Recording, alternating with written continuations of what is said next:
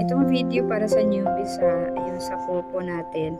Maraming magtatanong kasi yan sila kung paano daw i-search yung example, magbigay ako ng ID number dito sa example sa GC.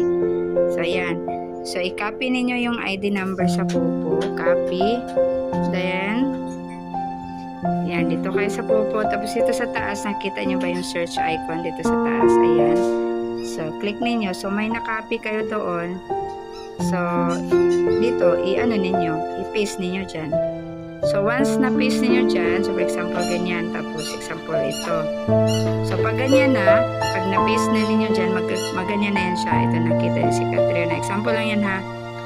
So, pag nandyan na, yung number, ito na naman i-click ninyo. Itong name na to. Ayan. Click.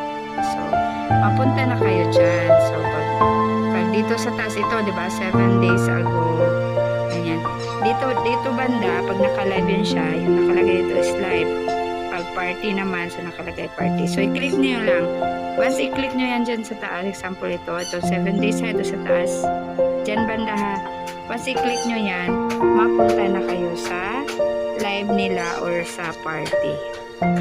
So, ganun lang kung paano